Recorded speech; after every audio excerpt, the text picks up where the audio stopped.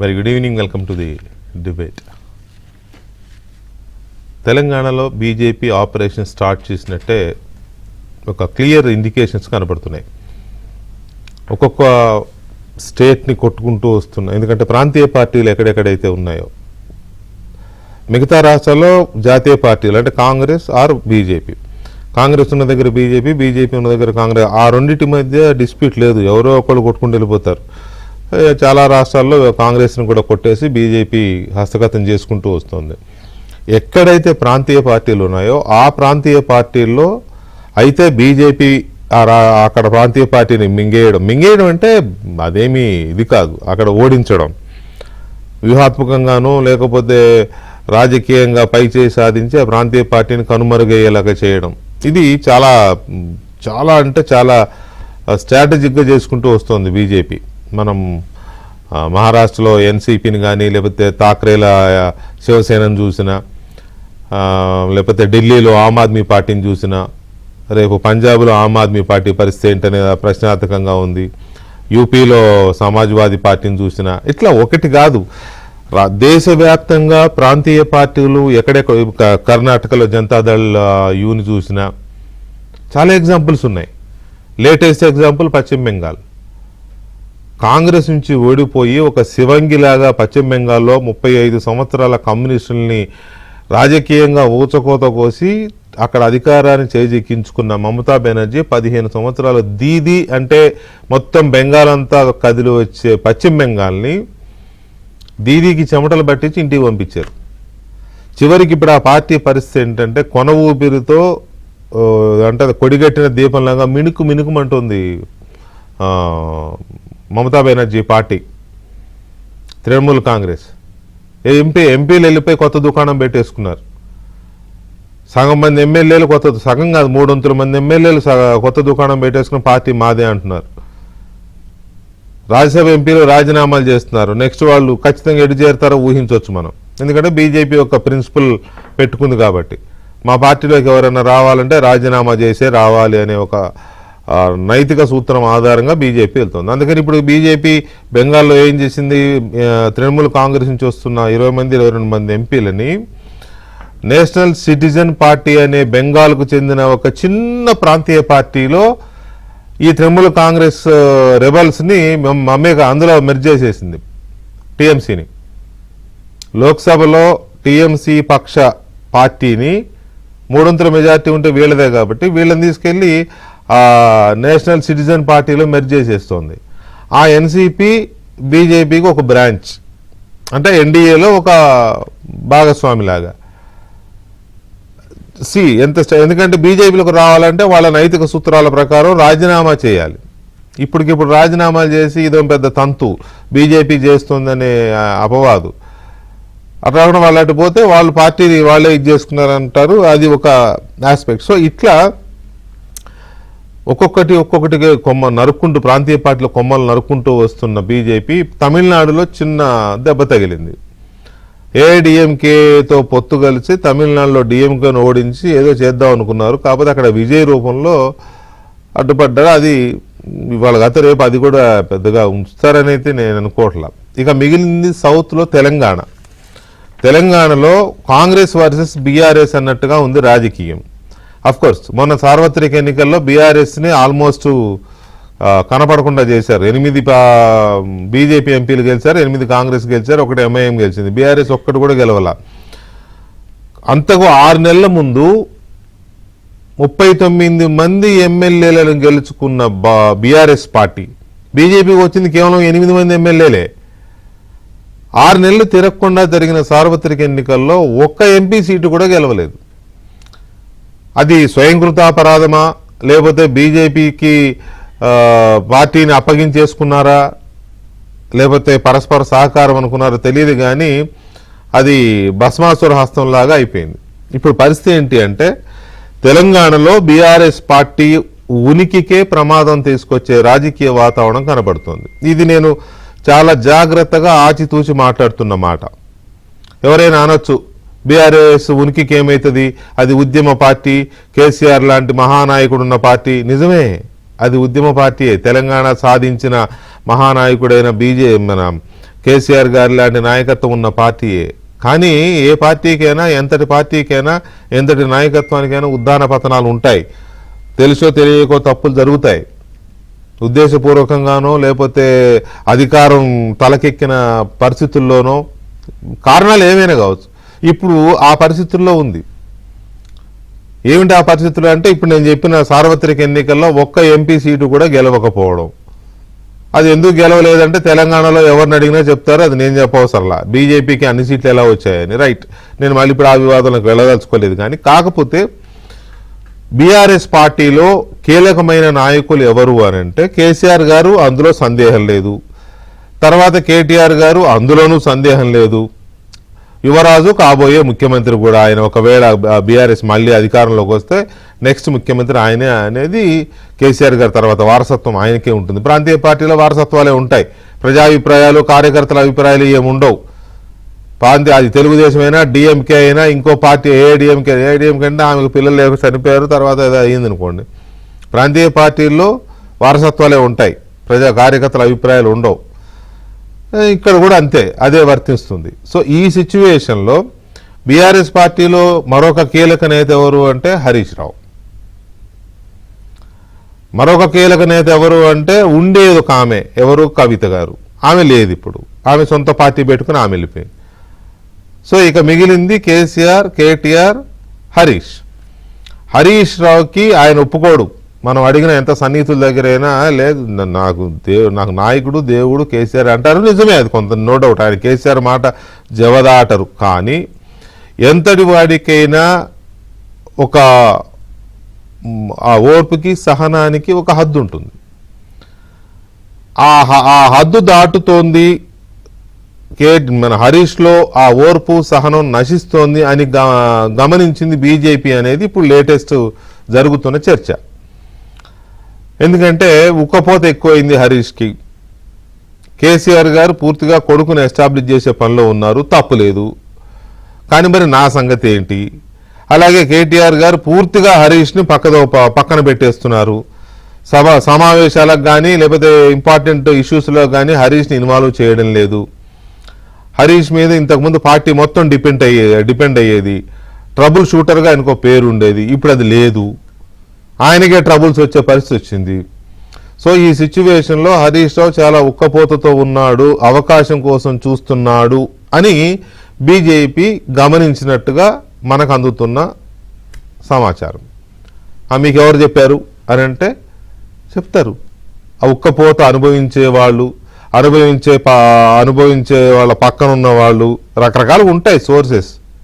తర్వాత ఆ గమనించిన వాళ్ళు, ఎవరైతే అట్రాక్ట్ చేయాలనుకుంటున్నారో వాళ్ళకు సంబంధించిన సోర్సెస్, ఇదంతా ఓపెన్గా జరుగుతుంది. తెలంగాణ పొలిటికల్ కారిడార్స్లో ఇదేదో ఏబిఎన్ స్టూడియోలో మాత్రమే జరుగుతున్న చర్చ కాదు, ఓపెన్గా జరుగుతున్న చర్చ ఇది.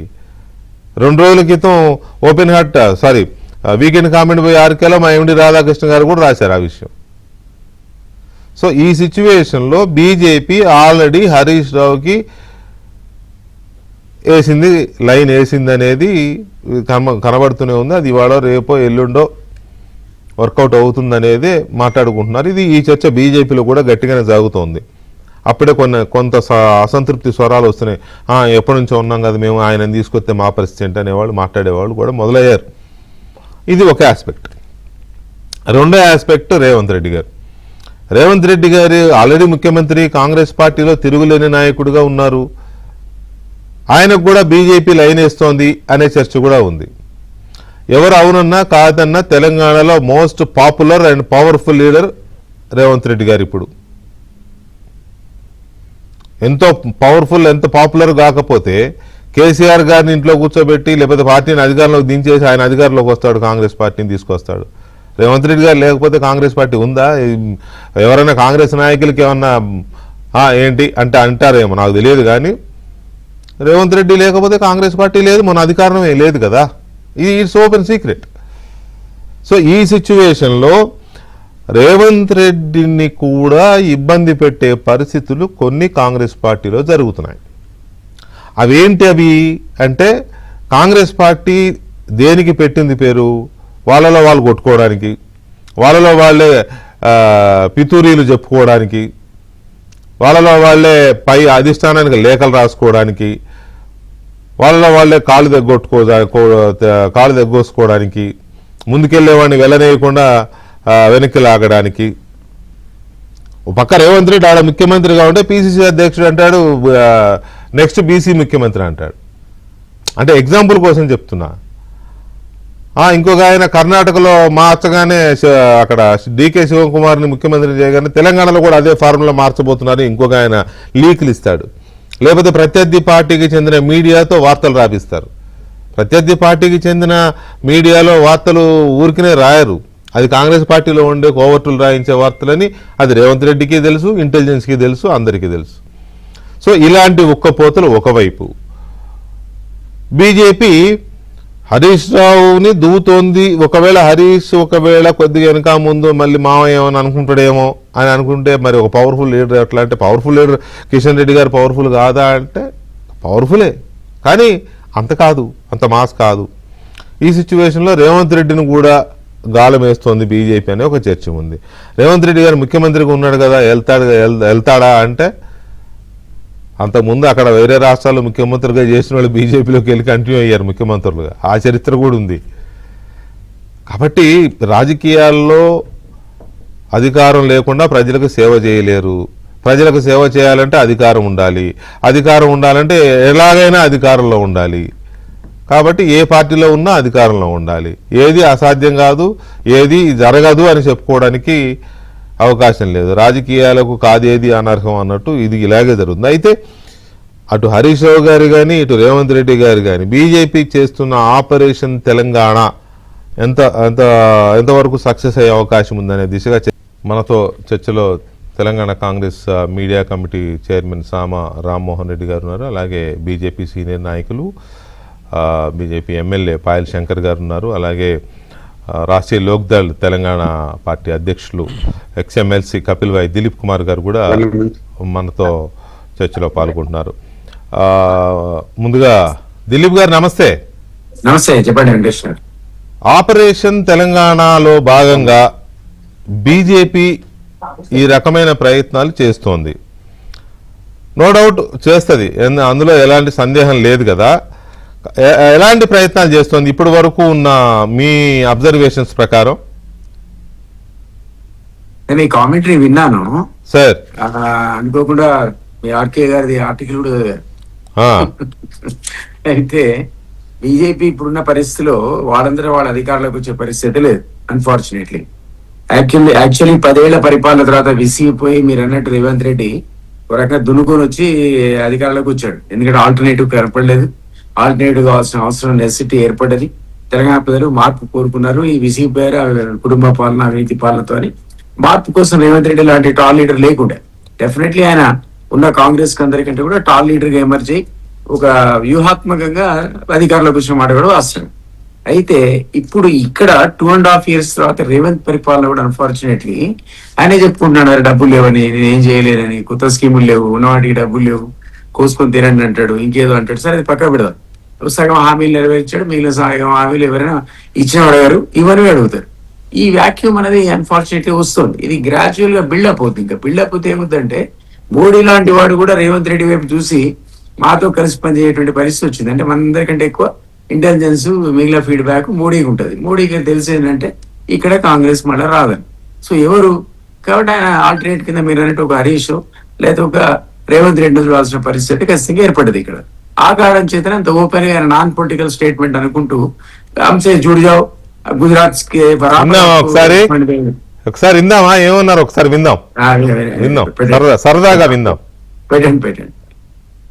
और इसलिए अच्छा है कि मेरे से ही जोड़ो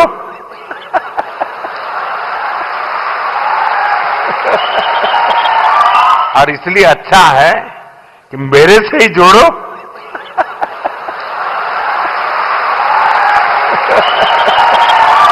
और इसलिए अच्छा है कि मेरे से ही जोड़ो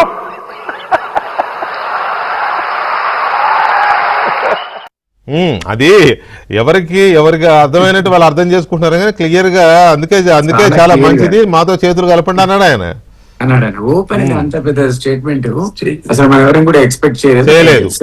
నాన్ పొలిటికల్ అనుకుంటూ ఒక పొలిటికల్ స్టేట్మెంట్ ఇచ్చాడు. అవును. అందులో ఇంకా భావం ఏంటంటే బీజేపీ అనేది ఇక్కడ ఉన్నదాని మీద ఆయన కూడా విశ్వాసం లేదు, వీళ్ళంతా వీళ్ళు అధికారులకు వచ్చే పరిస్థితి లేదు, ఆయన ఖచ్చితంగా ఎవరో కూడా ఇట్లాంటి వాళ్ళని కలపాల్సిందే. రేపు కాంగ్రెస్ కనుక ఏ సగానికి పడిపోయింది మన నేను అన్నట్టు, అది కావాలని లేదు, so many ifs and buts ఉన్నాయి, ఇంకా 2.5 years ఉంది, వాళ్ళు ఇంకా పథకాలన్నీ పూర్తి కంప్లీట్ చేసి కొత్త పథకాలు తెవచ్చుకున్నది లేదు. కానీ బట్ అక్కడ ఒక వ్యాక్యూమ్ ఉందనే విషయం ప్రైమ్ మినిస్టర్ లాంటి వాడికి కూడా అర్థమైంది, మనకి స్కూల్ పిల్లాడికి కూడా అర్థమైంది ఇక్కడ. సో ఈ సందర్భంలో ఆయన ఆఫర్ ఇచ్చింది మనం విన్నాం. సో ఇక్కడ రేవంత్ అన్న రావాలి, మీరు అన్నట్టు ఆయన హరీష్ అన్న రావాలి. హరీష్ అనేవాడు మీరు అన్నట్టు ట్రబుల్ షూటర్ అయినా, గతంలో ఒక పాపులర్ లీడర్ అయినా, పార్టీలో హరీష్ లేకపోతే ఏమీ జరగదనేటువంటి పరిస్థితి నుంచి ఈ రోజు ఎట్లుంది పరిస్థితి అంటే నేను అనుకునే చెప్తున్నాను మీకు, ఆయన బయటకు వస్తే 5 నుంచి రారు మాక్సిమం వచ్చేది. కాబట్టి అంత పవర్ఫుల్ హరీష్ ఈరోజు కాడు. మీకు జ్ఞాపకం ఉంటే సీఎం రమేష్ స్టేట్మెంట్ కదా, ఇద్దరు వచ్చారు నా దగ్గరికి, అసలు పార్టీని మెర్జ్ చేయడానికి కూడా సిద్ధపడ్డారు. అదే కవిత సర్టిఫికేట్ ఇచ్చింది, ఐఎస్ఐ సర్టిఫికేట్. అవును, మొత్తం పార్టీని ఖతా చేద్దాం అనుకున్నారు, అందుకే నాకు నచ్చలేదు అన్నది. అంటే టిఆర్ఎస్ పార్టీని బీజేపీలో కలపడానికి కూడా కేసీఆర్ కాన్సెంట్ లేకుండా వాళ్ళిద్దరు పోరు. ఇద్దరు పోయారంటే ఖచ్చితంగా కేసీఆర్ కూడా ఆలోచనలో ఉన్నాడు, కానీ బీజేపీ యాక్సెప్ట్ చేయలేదు. అది యాక్సెప్ట్ చేయలేదు కాబట్టి పిఎం లాంటి వాడు అతని పక్కకు పెట్టి ఇటువైపు చూస్తున్నాడు, రేవంత్ రెడ్డి వైపు. సో ఈ టైప్ ఆఫ్ సిచ్యువేషన్ లోపల హరీష్ అనేవాడు ఒక ఫ్యాక్టరీ కాదని నేను, మీ జ్ఞాపకం ఉంటే హరీష్ అనేవాడిని అప్పట్లో మీరు అప్పుడు ఉన్నారు, మనందరం కూడా యాక్టివ్ ఉన్నాం, తెలంగాణ మూవ్మెంట్ ఉండే ఆ టైంలో అతన్ని రాజశేఖర రెడ్డి గవర్నమెంట్ లో ఎమ్మెల్యే కాకుండా మంత్రి చేయడానికి కేసీఆర్ ఒప్పుకోలే. కేసీఆర్ ఒప్పుకోకపోతే ఆయన సిస్టర్స్ 7-8 మంది ఉన్నారు, అందరికందరు ఇక్కడ కూర్చున్నారు ఇంట్లో. మేము ఇద్దరం ఢిల్లీ నుంచి వస్తే మొత్తం సిస్టర్స్ ఇంట్లో. ఏంటంటే ముందు అర్జెంట్ మంత్రి చేస్తావా చేయవా, ఆ ప్రెషర్ తట్టుకోలేక ఆయన ఎమ్మెల్యే కాకుండా కూడా హరీష్ ని ఆయన మంత్రి చేసే పరిస్థితి ఆ రోజు. తర్వాత మీకు జ్ఞాపకం ఉంటే ఎక్స్పాన్షన్ లో ఆయన ఏదో కొంతమందికి డబ్బులు ఇచ్చాడు డైరెక్ట్ గా, అదే మనం అనుకున్న 5 10 పట్టి చేస్తాడు కదా. సహజంగా ఎవరెవడికో తన అనుచరులకు ఇస్తే రేపు పొద్దున రాంటి వచ్చే పరిస్థితి ఉంటుందని ఆలోచించి చేసి ఉండొచ్చు. ఎందుకంటే ఇరిగేషన్ లో హరీష్ రావు సంపాదన ఏంటో, సరే నేను ఆ టాపిక్ ఎందుకు, కానీ ఆ రోజు ఆయనకు ఆ శక్తి ఉండేది, ఆ శక్తి ఇవ్వడానికి ఉండేది. అది ఇచ్చాడనే కోపం మీద మంత్రివర్గంలో డ్రాప్ చేశాడు అతన్ని. అప్పుడేమో ఎమ్మెల్యే కాకుండా మంత్రి తీసుకున్నాడు, ఈసారి ఎమ్మెల్యేగా బయట కూర్చోవాల్సి వచ్చింది 6 నెలల దాకా. మళ్ళీ లాట్ ఆఫ్ ప్రెషర్ తర్వాత తర్జన తర్వాత ఎక్స్పాన్షన్ లో హరీష్ రావుకి మంత్రి వర్గం వచ్చింది తప్ప మళ్ళీ రాలే. అంటే హరీష్ గ్రాడ్యువల్ గా వీక్ అయ్యాడని చెప్పడానికి చెప్తున్నా ఇదంతా. సో అప్పటి హరీష్ కాడు, సరే అయినా కూడా మీరే చెప్పారు కేసీఆర్ అనేవాడు ఉన్నప్పుడు హరీష్ అనేవాడు బయటికి రాడు. అది ఏది ఉన్నా కానీ హరీష్ అనేవాడికి డెఫినెట్లీ ఆయన దేవుడే. కాబట్టి ఎంతకాలం అయితే ఆయన ఫేస్ గా ఆ పార్టీకి ఉంటాడో హరీష్ గాని కేటీఆర్ గాని ఆయన బట్టి నడిచేవాళ్లే. కానీ మీరన్నట్టు ప్రమోట్ చేస్తున్నాడు కొడుకునే తన తర్వాత రావాలనేటువంటి ఒక ఆకాంక్ష ఆయనకు ఉంది, యాక్టివిటీ అట్లే ఉంది. మన వరంగల్ సమావేశానికి జ్ఞాపకం తీసుకుంటే ఈ మూలకేమో కేసీఆర్ ఫోటో, ఆ మూలకేమో హరీష్ ఫోటో, మధ్యలో ఎవరిది లేదు అసలు. ఈవెన్ కవిత కూడా కామెంట్ చేసినట్టుంది దాని మీద. వేరే వాడిని అసలు ప్రస్తావించే పరిస్థితి. కవిత హరీష్ రావు బొమ్మ ఎందుకు పెట్టలేదని అడగలేదు, ఉద్యమకారుల బొమ్మల గురించి అని. అంటే ఆ బొమ్మ కూడా లేదు కదా, అంటే తన బొమ్మ కూడా లేదు, ఉద్యమకారుల బొమ్మ లేదని ఆటోమేటిక్ అన్నది. హరీష్ పెట్టమని ఎట్లంటే హరీష్ మీద అసలు విషయం కలుపుతుంటే. అదే అదే మీరన్న యాంగిల్లో హరీష్ రావు అప్పుడున్నంత బలం ఇప్పుడు బలవంతుడు కాదు, ఐదుగురు వస్తారో రారు ఇప్పుడు ఆయనతో పాటు అని మీరు అన్న ఇది తీసుకుంటే ఓకే, 5 వస్తారా లేకపోతే ఒక చర్చ ఉంది. ఒకటే కంక్లూడ్ చేస్తా, మీ కాంటెస్ట్ కంటిన్యూ చేయండి. ఒకవేళ నిజంగా కేటీఆర్ నే కనుక అధ్యక్షుడు పార్టీ చేస్తే కేసీఆర్, హరీష్ 1 నిమిషం కూడా పార్టీలో ఉన్నాడు. అక్కడ కామా పెట్టండి, మీరు అక్కడ కామా పెట్టండి, అక్కడ కామా పెట్టండి. ఏది ఒకవేళ కేటీఆర్ అంటూ పార్టీ ప్రెసిడెంట్ చేస్తే హరీష్ 1 నిమిషం కూడా అక్కడ ఉండడు అనేది చాలా ఆ పార్టీ గురించి, ఆ కుటుంబం గురించి అమూలాగ్రం తెలిసిన కపిలవాయి దిలీప్ కుమార్ స్టేట్మెంట్ ఇది. Note this point. మనం నెక్స్ట్ రామ్మోహన్ రెడ్డి గారితో మాట్లాడదాం. రామ్మోహన్ రెడ్డి గారు, ఇది సరే హరీష్ రావు గారు అంటే అపోజిషన్లో ఉన్న ఒక ప్రాంతీయ పార్టీలో ఒక నాయకుడు, కీలక నాయకుడు, నో డౌట్. కానీ ముఖ్యమంత్రిగా ఉన్న రేవంత్ రెడ్డి గారి పేరు ఎందుకు చర్చకు వస్తోంది? మోదీ గారు ఓపెన్గానే ఆయన పొలిటికల్ స్టేట్మెంట్, పైగా పబ్లిక్ మీటింగ్లో కదా. సో ఇది ఎందుకు చర్చకు వస్తుంది? వీకేఆర్ ముందుగా మీకు ప్యానల్ ఉన్న పెద్దలకి అండ్ ఏబిఎన్ ప్రేక్షకులందరూ కూడా గుడ్ ఈవినింగ్. Good evening. తెలంగాణలో ఒక సామెత ఉంటుంది, ఎక్కువ పనులున్న చెట్టుకే రాళ్ళు ఎక్కువ పడతాయని. సో అంటే హరీష్ బాగా హరీష్ రావు పవర్ఫుల్ చెట్టు కూడా పండ్లు ఉన్నట్టే అది చిన్న చెట్టు చిన్న పండ్లు ఉన్నాయి కాబట్టి కొంచెం రాళ్ళు తక్కువ పడతాయి. అబ్బా. ఎందుకంటే కాదు, కేసీఆర్, కేటీఆర్, హరీష్ రావు, కవిత, సంతోష్, ఇంకా వాళ్ళ మొత్తం అందరు కాంద మొత్తం కూడా కొట్టింది ఎవరు అని అంటే పెద్ద రేవంత్ మనిషి రెడ్డి గారు Hmm. అనేటటువంటిది బ్రాండ్. మనం ఎంతసేపు మనం మాట్లాడుకున్నది ఇది తెలంగాణ Correct. ప్రజలు ఒప్పుకోవాల్సినటువంటి కరెక్ట్, వ్యవహారం. No doubt. ఎందుకంటే నేనే అన్నా కదా, powerful, popular. yes, ఒక అతిపెద్ద శక్తి లెక్క ఒక్కొక్కరే ఉంటున్నటువంటి వాళ్ళు అవును. సంఘటితం అయిపోయి ఒక కుటుంబం లెక్క రాజ్యం వెళ్తున్నటువంటి దాన్ని ఈ రోజు పెకిలించి పడేసినటువంటి వ్యక్తిని తక్కువ అంచనా వేసేటటువంటి ఆస్కారం లేనే లేదు. అది రీసెంట్ గా ప్రధానమంత్రి నరేంద్ర మోడీ గారు వేదిక మీద ఆయన చేసినటువంటి వ్యాఖ్యలతోటి, తర్వాత ఒక కన్వెన్షన్ కి సంబంధించినటువంటి వేటివ్ న్యూస్ దాంట్లో కూడా ముఖ్యమంత్రి గారు స్పష్టత కూడా ఇచ్చింది దాని మీద.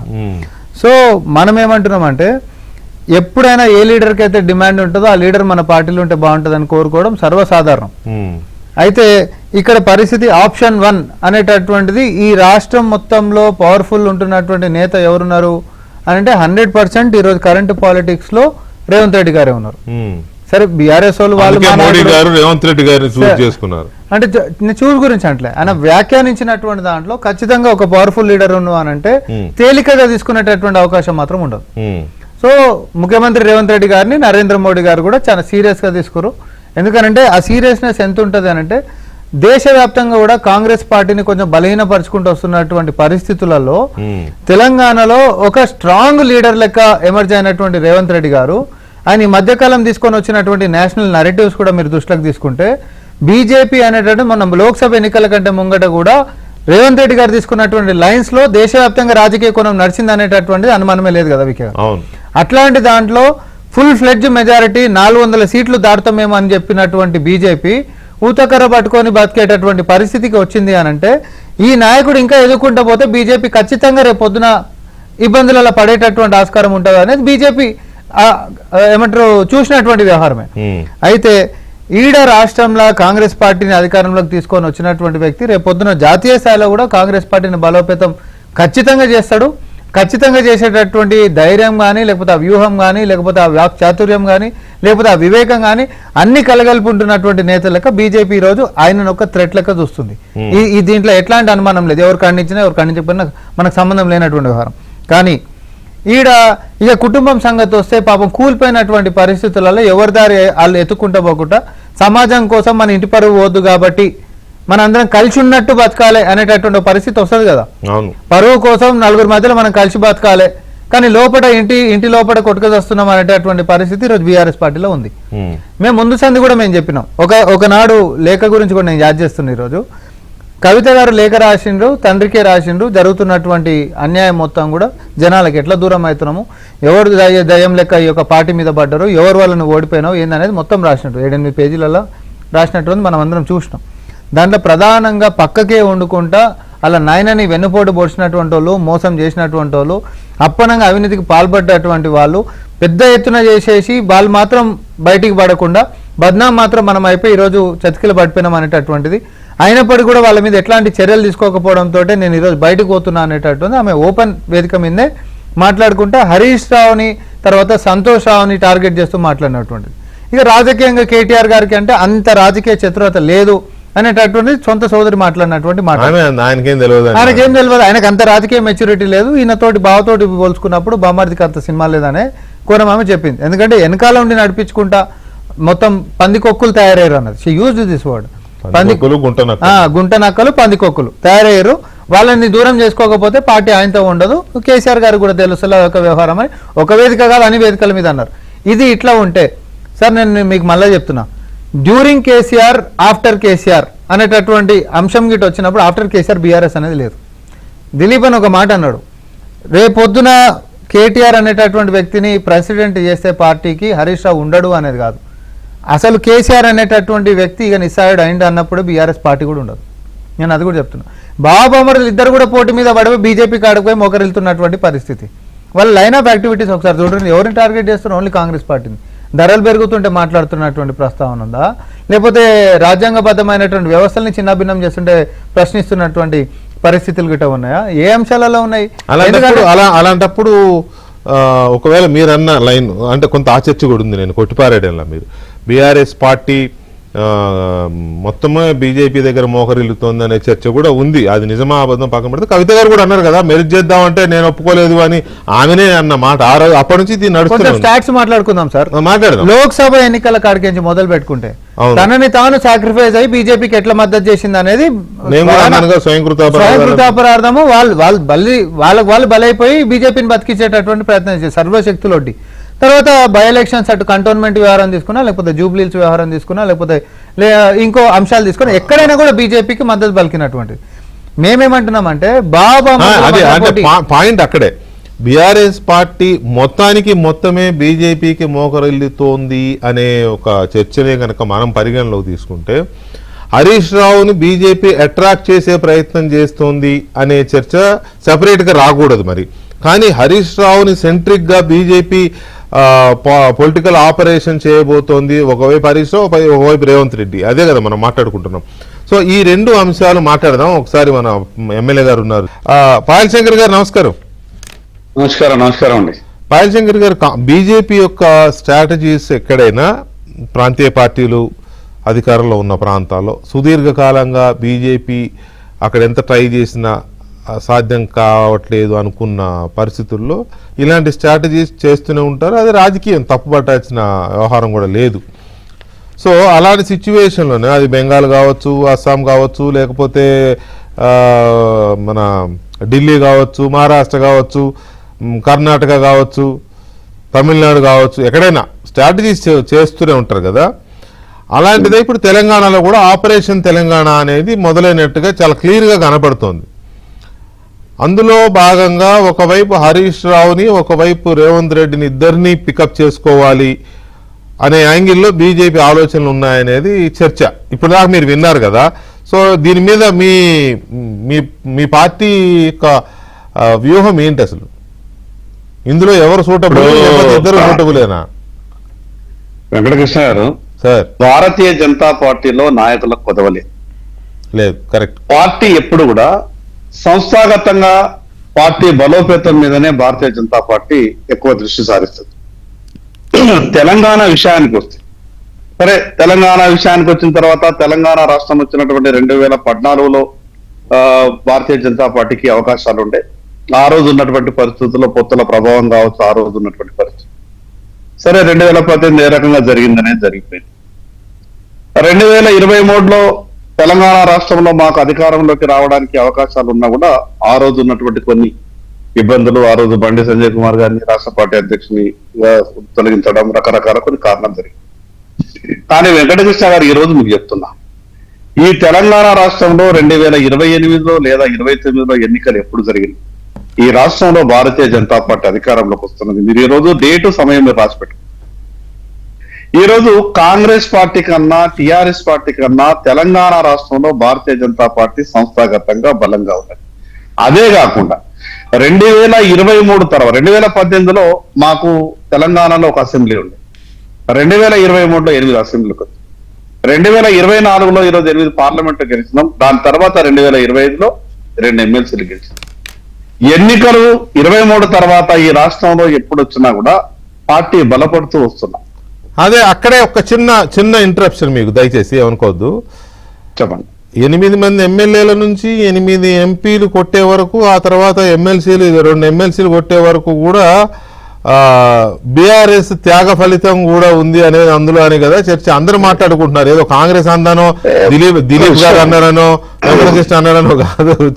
తెలంగాణ మొత్తం టిఆర్ఎస్ అనే పార్టీ, బీఆర్ఎస్ అనే పార్టీ ఈ తెలంగాణ రాష్ట్రంలో బీఆర్ఎస్ అనే పార్టీ ఈ తెలంగాణలో ముగిసిన శకం, కాంగ్రెస్ ది ముగిసే శకం. కాబట్టి ఆ 2 పార్టీలకు తగ్గిందా పెరిగిందా ఇదంతా కూడా చరిత్ర అయిపోతుంది. భారతీయ జనతా పార్టీ ఎదుగుతుంది అనేది సత్యం. ఇప్పుడు 8 పార్లమెంటు స్థానాలు బీజేపీ గెలిచింది అంటే వాళ్ళ టిఆర్ఎస్ త్యాగం ఏమున్నది? బీఆర్ఎస్ పార్టీని ప్రజలు వద్దనుకున్నారు కాబట్టి భారతీయ జనతా పార్టీకి అనుకూలంగా ప్రజలు ఓట్లేసారు. ఇప్పుడు మొన్న ఎమ్మెల్సీ ఎలక్షన్ కూడా కావచ్చు. ఈ రాష్ట్రంలో కాంగ్రెస్ పార్టీ అధికారంలో ఉండే, టిఆర్ఎస్ పార్టీ, బీఆర్ఎస్ పార్టీ కూడా విపరీతంగా వాళ్ళ ప్రయత్నాల వల్ల ఏదో ఉంది.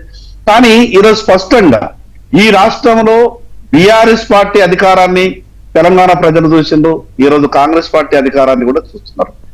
ఈ రాష్ట్రంలో డబుల్ ఇంజన్ సర్కార్ కావాలి, ఈ రాష్ట్రం బాగుపడాలంటే భారతీయ జనతా పార్టీకి అవకాశం ఇస్తే తప్ప, డబుల్ ఇంజన్ సర్కార్ వస్తే తప్ప తెలంగాణ భవిష్యత్తు లేదనేది తెలంగాణ ప్రజలు ఒక నిర్ణయానికి వచ్చారు.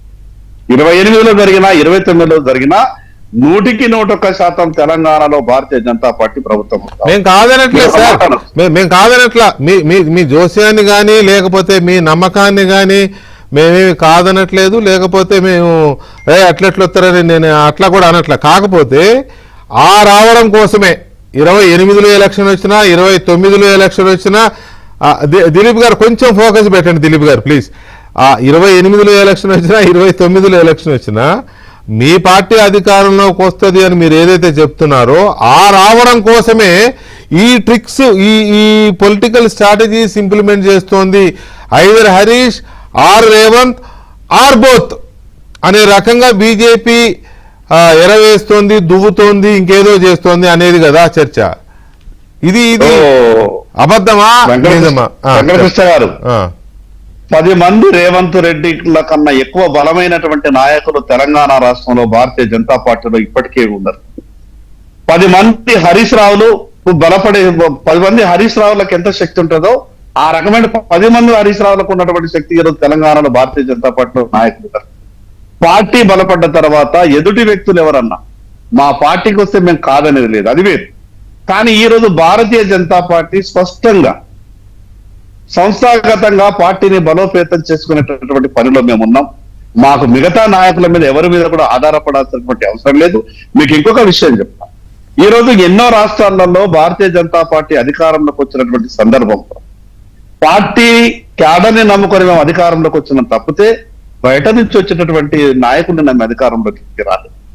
ఈరోజు పశ్చిమ బెంగాల్లో గెలిచిన తర్వాత దేశమంతా కూడా ఒక రకమైన స్పష్టమైనటువంటి ఒక చర్చ. అది నాయకుడితోనే కదా, అది కూడా ఒక విషయం అండి. మేము చాలా నేను దగ్గరికి వెళ్ళి అంటే మీరు బయట కొన్ని విషయాలు మీకు తెలియకపోవచ్చు వెంకటకృష్ణ గారు, ఏ రాజకీయ పార్టీకి లేనటువంటి స్ట్రక్చర్ భారతీయ జనతా పార్టీ. భారతీయ జనతా పార్టీ కార్యకర్త మాకున్నటువంటి ఒక సిస్టమ్ ని మేము ఫాలో అయితే అసలు ఓటమి అనేది ఎక్కడ కూడా జరగదు, అంత గొప్ప సిస్టమ్ ఉన్నది. కాబట్టి హరీష్ రావు గారి రేవంత్ రెడ్డి గారి మీద మాకెవరి మీద ఆధారపడాల్సినటువంటి అవసరం లేదు. అయితే చాలా వెంకటేశ్వర గారు ఒక్క నిమిషం, చాలా రాష్ట్రాల్లో ముఖ్యమంత్రిని ప్రకటించే వరకు అసలు ముఖ్యమంత్రి అయినటువంటి వ్యక్తులకు కూడా తాను ముఖ్యమంత్రి అయితాను తెలియనటువంటి చాలా మంది వ్యక్తులు ఈ భారతదేశంలో ఎన్నో రాష్ట్రాలకు భారతీయ జనతా పార్టీ ముఖ్యమంత్రి. కరెక్ట్ రాజస్థాన్, అటువంటి ఈ తెలంగాణ రాష్ట్రంలో ఇవన్నీ అవే కదా. ఈ తెలంగాణ రాష్ట్రంలో మాకు ముఖ్యమంత్రి అభ్యర్థులు లేరని కొందరు అనడం, లేదా ఫలానా వారు సరే ఎవరైనా వస్తే రాని కలిసి దానికి ఇప్పుడు సహజంగా నాయకులు ఏ పార్టీ అధికారంలోకి వచ్చే అవకాశం ఉంటే సార్ హరీష్ రావు గారి విషయం చర్చ, రేవంత్ రెడ్డి గారి విషయం చర్చ. నేనైతే రేవంత్ రెడ్డి గారి విషయంలో చర్చ రకరకాలుగా చర్చ చేస్తున్నారు. కానీ ఈ పార్టీ బలంగా ఉన్నది, మాకు మిగతా పార్టీలో నాయకులు రావాల్సిన అవసరం లేదైతే ఓకే, అది మీరు చెప్పండి సార్, నేను కాదనట్లా. ఈ పార్టీ బలంగా ఉంది, మా ఇంకోటి మీరు మా పార్టీ స్ట్రక్చరే వేరు బ్రహ్మాండంగా ఉంటుంది అని అంటే మీ పార్టీలో స్ట్రక్చరు మీరు అందులో ఉండి చెప్తున్నారు కాబట్టి మీకు ఎక్కువ తెలుసు. బయట నుంచి చూస్తున్నాము, రిపోర్ట్ చేస్తున్నాము, స్టడీ చేస్తున్నాము, కానీ మీ అంత తెలియకపోయినా భారతీయ జనతా పార్టీకి ఉండే కార్యకర్తల బలము, దాని సైద్ధాంతిక బలము, దాని నిబద్ధతలు ఇవన్నీ తెలుసు. సూసైడ్ స్క్వాడ్ లాగానే ఉంటారు కార్యకర్తలు, మిగతా పార్టీలాగా కాకుండా. I can understand. అయితే ఇక్కడ పాయింట్ ఏంటంటే అయినా కూడా వేరే రాష్ట్రాల్లో కొన్ని చోట్ల వేరే వాళ్ళని తీసుకున్నారు. ఇప్పుడు అస్సాం హిమంత బిశ్వ శర్మ, అలాగే బెంగాల్ ఇప్పుడు సువేందు అధికారి, ఇట్లా ఇక్కడ కొన్ని రాష్ట్రాల్లో జరిగినాయి. మణిపూర్ జరగలేదని కాదు కదా, జరుగుతున్నాయి. అయితే ఇక్కడ భారతీయ జనతా పార్టీ బిఫోర్ మోడీ, ఆఫ్టర్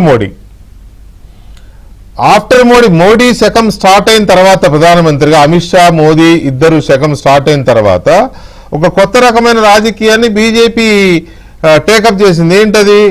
వేరే పార్టీల వాళ్ళైనా పర్లేదు, వాడిని గంగానదిలో ముంచి పాప పరిహార స్నానాలు చేయించి మనం తప్పలేదు, రాజీనామా చేసి రమ్మంటున్నారు. ఇందాక నేను చెప్పాను, నా ఇంట్రడక్షన్లో చెప్పాను, రాజీనామా చేసి రావాల్సిందే అని ఆ నైతికతని పాటిస్తారు. సో ఇక్కడ నిజమే దిలీప్ గారు ఆయన అన్నట్టుగా మాకెవరూ అవసరం లేదు, ఎవరు అడ్డుపడినా వచ్చే ఎన్నికలు 28లో జరిగినా 29లో జరిగినా విజయం మాదే అనేది శంకర్ గారి ధీమా. బీజేపీ నాయకులకు ఆ ధీమా కానీ అలా ఉండడంలో తప్పలేదు, అది చెప్పుకోవాల్సిందే కూడా. కానీ ఫ్యాక్చువల్ సిచ్యువేషన్ అట్లా ఉందా? అయితే వెంకటేష్ గారు, సార్ నాకు కూడా దాని గురించి మారడానికి అధికారం ఎందుకు ఉందంటే 4 years ఆ పార్టీకి first vice president, senior vice president.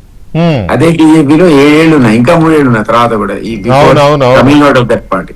So 7 years close quarters నుంచి దాని వైస్ ప్రెసిడెంట్ కూడా అబ్జర్వ్ చేసేవాళ్ళ క్యారెక్టర్ ఎట్లా ఉంటది, వాళ్ళ ఆర్గనైజేషన్ ఎట్లుంటది, వాళ్ళ నిర్మాణం ఎట్లుంటది అని. మన అవసరం లేదండి.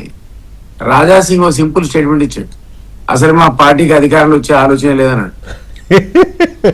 మనది కాదు స్టేట్మెంట్, రాజా సింగ్ అది. కరుడు గట్టిన హిందుత్వవాది. అదే నేనేమంటానంటే అన్ఫార్చునేట్లీ నాకు వాళ్ళంటే రెస్పెక్ట్ ఉంది, వాళ్ళ ఫిలాసఫీ మీరు అన్నట్టుగా వేరే వాళ్ళకంటే కొద్దిగా భిన్నంగా ఉంది. కానీ ఒకప్పుడు వాజ్పేయి అద్వానీ ఉన్నప్పటి బీజేపీ కాదు ఇది. ఇది మోడీ అండ్ అమిత్ షా బీజేపీది. ఇది వాషింగ్ మిషన్ మోడీ అనేది ఒక నానుడి వచ్చేసింది కదా.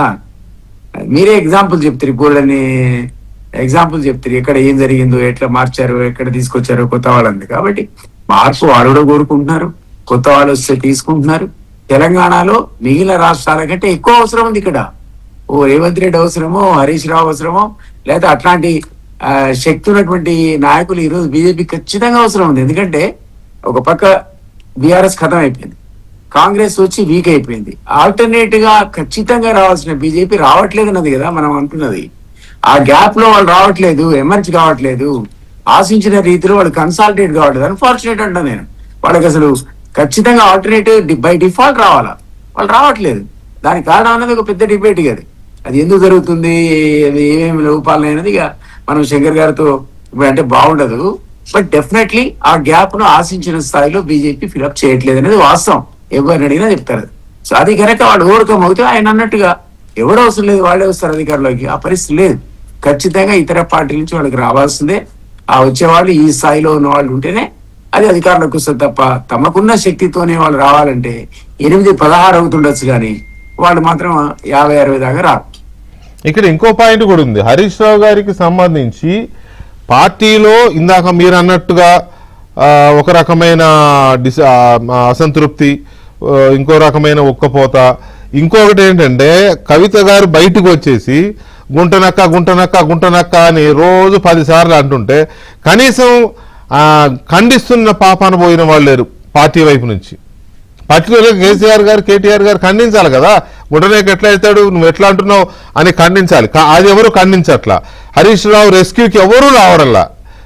సో ఇటువంటి పరిస్థితులు కూడా హరీష్ రావుని బాగా కొంత ఇబ్బంది పెడుతున్నట్టు కానీ, లేకపోతే కొంత ఆత్మన్యూనతకు లోన్ చేస్తున్నట్టు కానీ అనుకోవచ్చా? ఖచ్చితంగా గతంలో ఎన్నో విమర్శలు హరీష్ మీద కూడా వచ్చినాయి, అవినీతి మీద వచ్చినాయి, ఆర్గనైజేషన్ పరంగా వచ్చినాయి. అన్ని వచ్చినా కూడా కవిత డైరెక్ట్ అటాక్ చేస్తే ఆయన మీద పడ్డ ప్రభావం అన్నది ఇతరులు మాట్లాడితే రాలేదు. ఈమె వల్ల ఒక ఐఎస్ఐ సర్టిఫికేట్ ఇష్యూ చేసినట్టు అయింది. అది డెఫినెట్ గా ఆయన డిమోరలైజ్ చేసింది, సఫకేషన్ గురి చేసింది. మీరు అన్నట్టుగా ఎవరు మరి పార్టీలో దాన్ని బుధాన్ని వేసుకొని నిరంజన్ రెడ్డి మాట్లాడినట్టున్నాడు ఎక్కడో ప్రెస్ మీట్ లో అని. మిగిలిన ఎవరు కూడా అంత సీరియస్ గా క్రిటిసైజ్ చేసినట్టు కానీ హరీష్ ని వెనకేసినట్టు కూడా కనపడట్లా. అందులో అది ఉంది. ఇంకోటి ఆ ఫ్యాక్టర్స్ ఇప్పటికి కూడా అట్లే ఉన్నాయండి. మనం ఇదివరకు అన్నట్టు ఆ పార్టీలో ఉన్నంత వరకు కవిత గ్రూప్ వేరు, హరీష్ గ్రూప్ వేరు, కేటీఆర్ గ్రూప్ వేరు, ఓవరాల్ గా కేసీఆర్ గ్రూప్ వేరు. ఇట్లా నడిచింది ఇప్పటిదాకా. ఇంతకుముందు రామ్మోహన్ రెడ్డి అన్నట్టున్నాడు అన్నమాట. అసలు ఆ ఇద్దరు కనుక బయట కేసీఆర్ నే వాడే పక్కపోతే అసలు ఆ పార్టీ ఎక్కడదని అది కూడా ఉంది. ఆ ఫ్యాక్టర్ కూడా ఉంది. అది చాలా వీక్ అయిపోయి మొత్తం గ్రాస్ రూట్ లోకి పడిపోయే పరిస్థితి కూడా ఉంది. ఎందుకంటే టిఆర్ఎస్ అయినా బీఆర్ఎస్ అయినా నథింగ్ బట్ కేసీఆర్. అది కేసీఆర్ సృష్టించిన పార్టీ తప్ప అది వేరేది కాదు. సో ఆయన లేకుండా ఇక్కడ ఒక పాయింట్ చెప్పండి దిలీప్ గారు, ఒక పాయింట్ చెప్పండి. రామ్మోహన్ ఇందాక అన్నట్టు అసలు మొత్తం పార్టీయే మోకరిల్లుతుంటే పోయి ఇంకా ఈ హరీష్ ఏంది, కేటీఆర్ ఏంది అనేది రామ్మోహన్ అన్నాడు కదా. నిజమే, పార్టీయే మోకరిల్లుతుందని కవిత గారే చెప్పినారు. మెర్జ్ చేస్తామంటే నేనే ఒప్పుకోలేదు అని ఆమె అన్నారు కదా. కవిత చెప్పింది ప్లస్ మీకు సీఎం రమేష్ చెప్పాడు సీసీ కెమెరాలు ఎవిడెన్స్ ఉంది నా ఇద్దరికి. అవును అన్నాడు, అవును కరెక్ట్ అన్నాడు. అయితే అలాంటి సందర్భంలో పార్టీ మెర్జ్ అవ్వడానికో లేకపోతే కలిసి పనిచేయడానికో మోకరిల్లుడానికో సిద్ధపడుతూ ఉంటే ఈ హరీష్ రావు కోసమే బీజేపీ ట్రై చేస్తోంది, లేదా ఆల్రెడీ ట్రై చేసింది, లేదా ఆల్రెడీ ఏదో కుదిరిపోయింది, ఇలాంటి వార్తలు ఇలాంటి చర్చలు ఎందుకు జరుగుతున్నాయి? పార్టీ వస్తున్నప్పుడు హరీష్ కొంత అవకాశం ఏంటంటే ఇప్పుడు ఈ కేసీఆర్ అనే వాడి మీద అంతకుముందు పిఎంఏ స్వయంగా వచ్చి నా దగ్గర ఈ ఎవిడెన్స్ ఉంది ఆ ఎవిడెన్స్ ఉంది నథింగ్ బట్ ఏటీఎం, ఈ పరిశ్రమలని కూడా ఆయనకి ఏటీఎం గా కుటుంబానికి మారినాయి అని మాట్లాడాడు. ఒక సీరియస్ అలిగేషన్స్ చేశాడు ఆయన. పిఎం చెప్పాడు, అదే పద్ధతిలో అమిత్ షా కూడా చెప్పాడు. సో ఆ స్థాయిలో విమర్శించిన తర్వాత తీసుకుంటే ఏమైనా క్రిటిసిజం వస్తుందా అనేటువంటిది ఒకటి ఉండొచ్చు. లేదా మీరు ఇంతకుముందు ఎగ్జాంపుల్ లా కోట్ చేసినటువంటి ఆయన అసలు ఎంపీ స్థానానికి వచ్చే వరకు 0 పరిస్థితి వస్తుందని కూడా ఎవరు ఊహించలేదు కదా. సో అది ఏమాత్రం పడిపోయింది, తిరిగి ఎంత రిక్కిపోద్ది అనేది కూడా వాళ్ళ క్యాలిక్యులేషన్స్ లో ఉండొచ్చు. బట్ రేవంత్ రెడ్డి అనేవాడు డెఫినెట్లీ ఒక ఐకానిక్ వాల్యూ ఉండి మీరు అన్నట్టు అసలు ఎవడు కూడా ఆ సామర్థ్యం లేని పరిస్థితి లోపల ఇట్లా లేపుకొని వచ్చాడు కదండి కాంగ్రెస్, ఎక్కడ లేని కాంగ్రెస్ ని. సో అతని వైపు కూడా దృష్టి ఉండడానికి సహజంగా ఉంటది. అది పిఎం స్థాయిలో ఇప్పుడు కేసీఆర్ ప్రాధాన్యత ఇద్దామా, హరీష్ కి ఇద్దామా, కేసీఆర్ కి మరి ఎవరు సారీ రేవంత్ కి ఇద్దామా అంటే నెంబర్ 1 స్థానంలో రేవంత్ ఉండి నెంబర్ 2 స్థానంలో హరీష్ ఉంటాడు. వాళ్ళ క్యాలిక్యులేషన్ లో ఇప్పుడున్న పరిస్థితిలో బీజేపీకి ఉన్నటువంటి పరిస్థితి. కానీ రేవంత్ ముఖ్యమంత్రిగా ఉన్నప్పుడు ఎంత పెద్ద ఇన్విటేషన్ తో వెళ్ళినా కూడా, ఇంత పెద్ద ఇన్విటేషన్ కార్డు తీసుకొని పోయినా, లేకపోతే ఇంత బరువున్న ఇన్విటేషన్ కార్డు తీసుకుపోయినా, ఆయన ఆల్రెడీ చాలా బరువున్న పదవిలో ఉన్నారు కదా. అది ఎలా ఆ చర్చ ఎలా వస్తుంది అనేది నా పాయింట్ అర్థం కావట్లేదు. ఇప్పుడు రేవంత్ రెడ్డి గారు ఒక బరువైన చాలా ఇంపార్టెంట్ ముఖ్యమంత్రి పదవిలో ఉన్నారు కదా. అంత పెద్ద పదవిలో ఉన్నప్పుడు ఇటువంటి చర్చ ఎందుకు వస్తుంది? సారీ రిపీట్ చేయరా ఏమనుకో. రేవంత్ రెడ్డి గారు సరే, హరీష్ రావు గారు అంటే ఆ పార్టీలో సఫకేషన్, ఆ పార్టీ పరిస్థితి, ఉనికి, రకరకాల చర్చలు ఇవన్నీ ఉన్నాయి. కానీ రేవంత్ రెడ్డికి సంబంధించి ముఖ్యమంత్రిగా ఉన్నారు, చాలా పాపులర్ లీడర్ గా ఉన్నాడు, చాలా బలమైన దీంట్లో ఉన్నాడు కదా. ఆయన ఎందుకు వార్తల్లోకి వస్తున్నాడు అంటే ఒకటి అంటే అనకూడదు కానీ రేవంత్ రెడ్డి అనేవాడు ఫస్ట్ బీజేపీలో ఉన్నాడు. అంటే బీజేపీ అవును ఏబీవీపీ. నేను జనరల్ సెక్రటరీగా బీఆర్ఎస్ కున్నప్పుడు మా పార్టీలో ఉన్నాడు. అవును జెడ్పీటీసీ ఎంపీటీసీ ఇవన్నీ కోపం వచ్చి అటు వెళ్ళిపోయాడు. సరే ఏ పద్ధతిలో ఒక్కొక్కటి నడుచుకుంటూ వచ్చాడు అనేది మనం చూసాం కదా. అవును. సో ఆయన స్టైలే వేరు, ఆ స్టైల్ వేరైన కారణం చేసి అది బాగానే ఉంది. మీరు దాన్ని అనకండి, మీరు బాగున్న దాన్ని మీరు ఇది చేస్తారు. నేనేమంటున్నానంటే అట్లాంటి పరిస్థితున్న రేవంత్ రెడ్డి రేపొద్దున అవసరం అయితే కాంగ్రెస్ నుండి వదిలిస్తాడని వాడి క్యాలిక్యులేషన్ ఉండొచ్చు కదా అంటున్నా. అచ్చా, బీజేపీ అట్లా ఆలోచిస్తుండొచ్చు అంటారా? అంతే కదా. మరి ఆయన రకరకాల ప్రశ్నలు టీడీపీ కూడా దాటి వచ్చాడు కదా. అవును అవును. రేపు అవసరం అయితే 20 మందిని పెట్టుకుని ఉత్తగా కూర్చుంటాడు రేవంత్ రెడ్డి. ఉత్త కూర్చునే వ్యక్తి కాదు కదా. కాబట్టి అట్లా ఒక మాటని పెట్టాడేమో ప్రైమ్ మినిస్టర్ లాంటి వాడు అనేది ఒక రైట్. అంటే రాబోయే రోజును దృష్టిలో పెట్టుకొని ఒకవైపు ఇటు ఒకవైపు అటు 2 గాలాలు పట్టుకొని కూర్చున్నారు అనేది మీ వెర్షన్. ఒక మాట, బీజేపీ ఒక వ్యూహాన్ని పడిందని ఆ వ్యూహంలో భాగమే ఒక పక్క రేవంత్ రెడ్డి కొట్టడం, ఇంకో పక్క హరీష్ ట్యాగ్ చేయడం. ఆ వ్యూహంలో భాగం డెఫినెట్లీ కన్సాలిడేషన్ కోసం ప్రయత్నిస్తున్నారు, అందులో అనుమానం లేదు. ఆ కన్సాలిడేషన్ లో వాళ్ళు అనుకున్న స్థాయిలో వీళ్ళు పనిచేయట్లేదు ఉన్నవాళ్ళు. సో వాళ్ళకి అడిషనల్ ఫోర్సెస్ కావాలి. అవి ఎవరైనా చూసినప్పుడు ఎట్లా కాంగ్రెస్ రాదని పిఎం అనుకుంటే డెఫినెట్ రేవంత్ రెడ్డి నెంబర్ 1 అవుతాడు. లేదు బీఆర్ఎస్ మనం వస్తా కేసీఆర్ తీసుకోవద్దు అనుకుంటే హరీష్ ఆల్టర్నేట్ అవుతాడు. కేటీఆర్ అనేవాడు party president automatic right sir. ఒక్క నిమిషం దిలీప్ గారు, రామారెడ్డి గారు, అది విషయం. ఇప్పుడు రేవంత్ రెడ్డి గారు అంత ఈజీగా ఎలాగా సాధ్యం అని అంటే దానికి కారణం చెప్పింది అదే సార్. ఇప్పుడు అసలు స్టేట్ లా హైయెస్ట్ పొజిషన్ ఏంటంటే పొలిటికల్ సీఎం ఎవరికైనా చీఫ్, అది ఆల్రెడీ ఎవరున్నారు, అంతకు మించి ఇంకేముందా? మనం రాష్ట్ర రాజకీయాలు మాట్లాడుతున్నాం కదండి. 25 ఏళ్ళు ఉండాలనుకుంటారు కదా. ఆయన ఉన్నన్ని రోజులు ఆయననే ఉంటాడు. సరే, ఇప్పుడు వాళ్ళ పర్సెప్షన్ వాళ్ళకు ఉండొచ్చు, మాది మాకు. ఇప్పుడు పెరుగుతున్నటువంటి ధరలు అనుకోండి, నిరుద్యోగం అనుకోండి, వస్తున్నటువంటి అసమ్మతి అనుకోండి, ఇంకెక్కడ బీజేపీ వచ్చే దాంట్లో మొత్తం న్యాచురల్ ఫాల్ జరుగుతుంది అనేది మాకున్నాయి. ఈరోజు రాజకీయాలు రాష్ట్రంలో మీరు ఇందాక ఒక ప్రశ్న వేసారు, వాళ్ళని అంటున్నప్పుడు కొత్త రేవంత్ రెడ్డి గారి పేరు ఎందుకు తెస్తారు, బీజేపీ తోటి ములాఖాత్ చేపించి అని అన్నారు. సో దట్ కాంగ్రెస్ పార్టీ అధిష్టానంతో కూడా ఆయన పోతున్నటువంటి సఖ్యతతో కూడినటువంటి తీరు ఏదైతుందో ఈరోజు కాంగ్రెస్ లో జనరల్ గా ఏంటి అంటే జనరల్ గ్రూప్ పాలిటిక్స్ ఉంటే ఒకరు కాకపోతే ఒకరు కాలాల కట్టెలు పెడుతుంటారు, కింద పడాలనేటటువంటి ప్రయత్నాలు చేస్తుంటారు అనేటటువంటిది వాస్తవమే కదా. ఇన్ జనరల్ గా ఆ కల్చర్ ఉంటుంది అనేటటువంటి అందరు నమ్మేటటువంటి వ్యవహారం. అయితే అట్లాంటివి ఏవి కూడా ఈ రోజు లేకుండా వ్యవస్థ మొత్తంలో కూడా ఒక ముఖ్యమంత్రి లెక్క 30 రోజులు ఉంటాడు, 100 రోజులు ఉంటాడు, 200 రోజులు ఉంటాడు, ఏడాదులు అయిపోతుంది అని మాట్లాడుకుంటా ఒక టర్మ్ దాకానే ఉంటాడు అనే దాకా ఆయననే తెచ్చుకోండు. ఒక టర్మ్ కాదు 2 టర్ములు బ్రహ్మాండంగానే ఉంటాడు. దాని తర్వాత కాంగ్రెస్ పార్టీని ఈ 10 టర్ముల్లోనే జాతీయంగా కూడా అధికారంలోకి తీసుకొని వస్తాడు. దాంట్లో ఏది క్రియాశీలకమైనటువంటి పాత్ర పోషిస్తాడు అనేటటువంటి అని మీరు ఆయన అన్నారు, మీరు కూడా అంటున్నారు. కానీ మీ బీసీసీ అధ్యక్షుడు త్వరలో బీసీ సీఎం అని ఆయన అంటాడు. సార్ మా దాంట్లో మా దాంట్లో భావస్వేచ్ఛ అనేటటువంటిది ఎక్కువ, అది మీకు తెలిసినటువంటిది. సో ఎవరు ఏదైనా కూడా మాట్లాడుకోవచ్చు. ఒకరు నేను మంత్రిని అయితే అనుకోవచ్చు, నేను కూడా ముఖ్యమంత్రి అయితే అనుకోవచ్చు, భావస్వేచ్ఛ. కానీ ఇక్కడ పర్ఫార్మెన్స్ ప్రోగ్రెస్ రిపోర్ట్ అనేటటువంటి వ్యవహారం వచ్చినప్పుడు రాష్ట్రాన్ని ఒక గాడిగా నడిపించేటటువంటి వ్యవహారమైన అసలే శత్రుశేషమైనటువంటి బీజేపీ బీఆర్ఎస్ ములాఖత్ అయిపోయి ఈరోజు వారి యొక్క వికృత చేష్టలు రాజకీయ క్రీడలు అనేటటువంటిది వాళ్ళకు ఉంటున్నటువంటి పదులు మొత్తం రంగరించేసేసి మా మీద పెడుతున్నప్పుడు దీన్ని ఎదుర్కొంటూ పోతున్నటువంటిది చిన్న విషయం అయితే కాదు. ఎందుకంటే గత 10 సంవత్సరాల నుంచి కూడా బీఆర్ఎస్ పార్టీ రాజకీయం ఎట్లుందో మనం చూసినాం. ఇప్పుడు బీఆర్ఎస్ బీజేపీ 2 కలిసి రాజకీయం చేస్తుంటే దాని ఒక ఉప్పెనలకు ఎదురైతున్నా కూడా మనం దాన్ని ఎదుర్కొని పోతున్నటువంటి పరిస్థితి. రేవంత్ రెడ్డి గారు ఈ రాష్ట్రంలో ముఖ్యమంత్రి ఉండుడే కాదు, దేశవ్యాప్తంగా ఈయనని గిట్ట ఇక్కడ అడ్డుకోకపోతే, నైతికంగా ఆయన దెబ్బతీయకపోతే ఈ కాంగ్రెస్ పార్టీ యొక్క ప్రభావం మళ్ళీ ఇదే ప్రారంభోత్సవం లెక్క దేశవ్యాప్తంగా కూడా ముందుకు పోయేటటువంటి ప్రమాదం ఉంటుందని బీజేపీ వాళ్ళకి తెలుసు. ఈ 2 పార్టీలకు కూడా common target Congress party sir.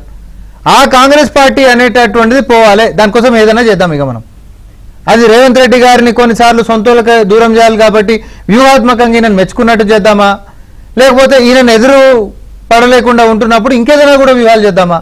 కానీ కాంగ్రెస్ పార్టీని ఎట్టి పరిస్థితులలో తెలంగాణలో చాలా బలంగా మారింది. కర్ణాటకలోనన్నా ఈ యొక్క కొంచెం ఏంటంటే ముఖ్యమంత్రులు మారుతారు, అది మారుతారు, ఇది మారుతారు. తెలంగాణలో అట్లాంటి టాపిక్ కూడా మనకు లేదు. సో ఇక్కడ కొంచెం నీరు గార్చి ప్రజల్లో ఒక అపనమ్మకాన్ని రగిల్చేటటువంటి ప్రయత్నం బీజేపీ బీఆర్ఎస్లు చేస్తున్నాయి. కానీ ఇట్లాంటివన్నీ చాలా చూసి వచ్చిండ్రు. ఎందుకంటే ఒకటే కుటుంబంలో 4 కలిసి వచ్చినప్పుడు ఈరోజు ఆ 4తోటి కాక ఆయుధాలు అనేటటువంటి వదిలిపెట్టినాక బీజేపీ తోటి మీరు అందరు కలిసిపోయి మళ్ళీ ములాఖత్ చేసిన, మీరందరు కలిసి మళ్ళీ యుద్ధానికి వచ్చిన, మీ వ్యూహాలకి ప్రతి వ్యూహాలు మా కాడ ఎప్పుడు తయారై ఉంటాయి. సో రేపొద్దున మీరు రాజకీయం అనేటటువంటిది మేము మా పాలన మా వైఫల్యం అని మీరు మాట్లాడినప్పుడు గత 9.5 సంవత్సరాల వైఫల్యపు చరిత్ర మీదైనా, 12 సంవత్సరాల వైఫల్యపు చరిత్ర బీజేపీ పార్టీదైనా ఈ రోజు వరకు నేను మాట్లాడుతున్నా. చెప్పనీకే ఒక నాయకుడు ఎవ్వరికి భయపడకుండా ఉంటున్నటువంటి చరిత్ర ఉన్న పేరు రేవంత్ రెడ్డి అనేది మనం గుర్తుపెట్టుకోవాలి. దేనికి బెదిరేటోడు అనేటటువంటిది కాదు. మోడీ కాదు, మోడీ వాళ్ళ డాడీ వచ్చినా ఇంకోటి వచ్చినా అనేది సోషల్ మీడియాలలో ఈ మధ్య బాగా పోతున్నటువంటి అంశం.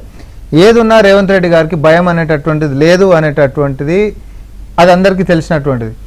ఎవరితో సాధ్యమైతే ఎక్కువ తెలియదు. మోడీ వాళ్ళ డాడీ రానవసరంగా లాంటిది వస్తే దారికి వస్తారు.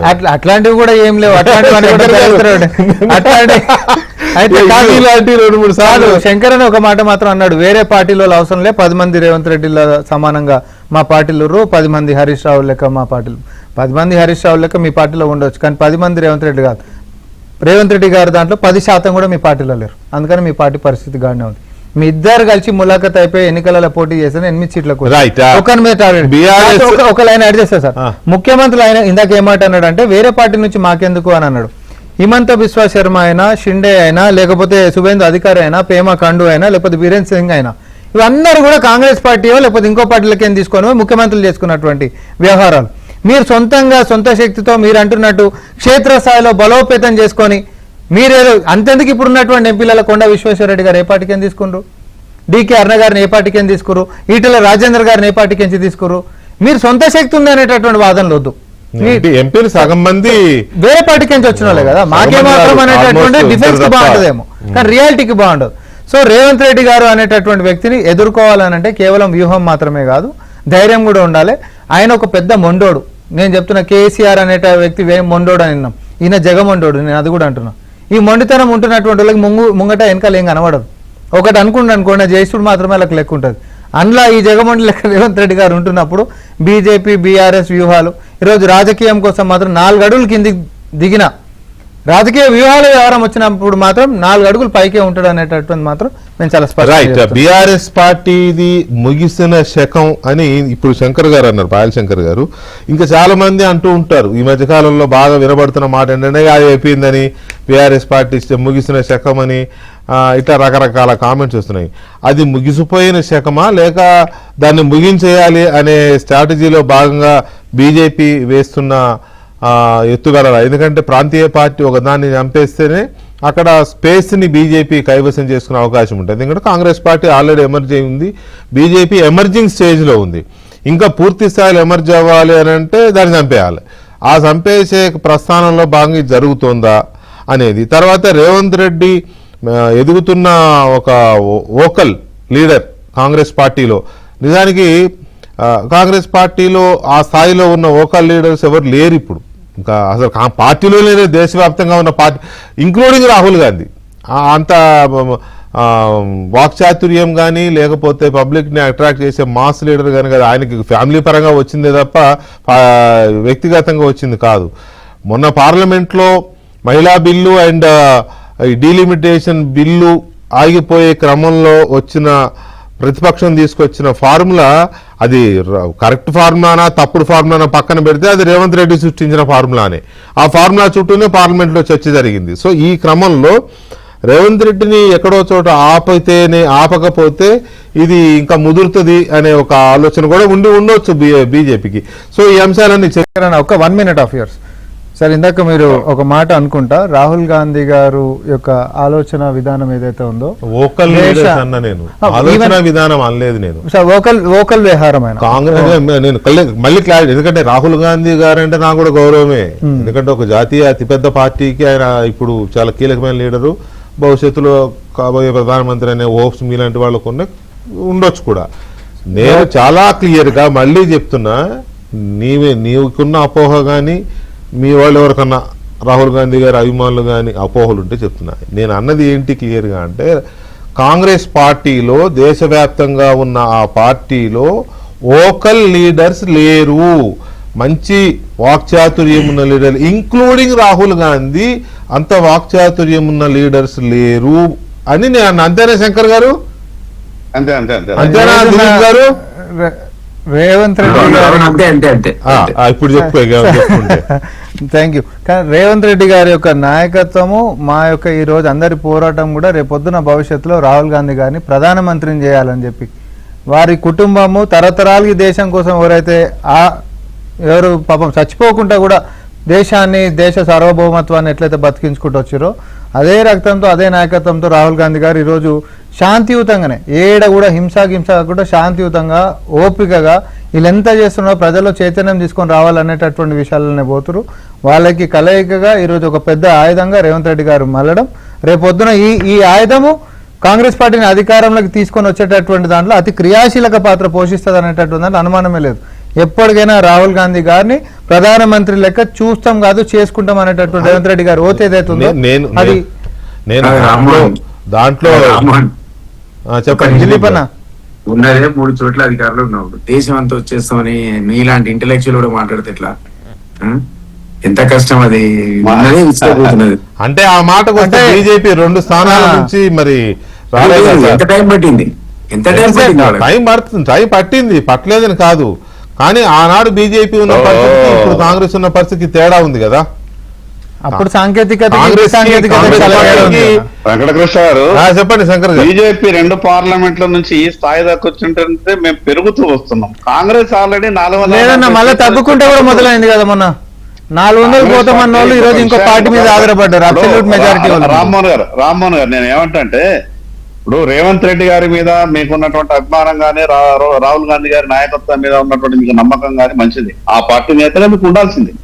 కానీ కాంగ్రెస్ పార్టీలో నాకు ఒక్కోసారి ఏమనిపిస్తుంది వెంకటకృష్ణ గారు, ఇప్పుడు ఎక్కడ ఢిల్లీ స్థాయిలో వచ్చి మళ్ళీ ఇప్పుడు కాంగ్రెస్ పార్టీలోనే రేవంత్ రెడ్డి గారి మీద కుట్రలు ఎక్కువ జరుగుతున్నట్టు అనిపిస్తా ఉన్నారు. చేస్తారు వీళ్ళు. ఇప్పుడు సీనియర్లు, ఇప్పుడు ఇంకో పంచాది, ఈ సీనియర్లు జూనియర్ల మధ్య ఒక పెద్ద పంచాది ఉన్నది.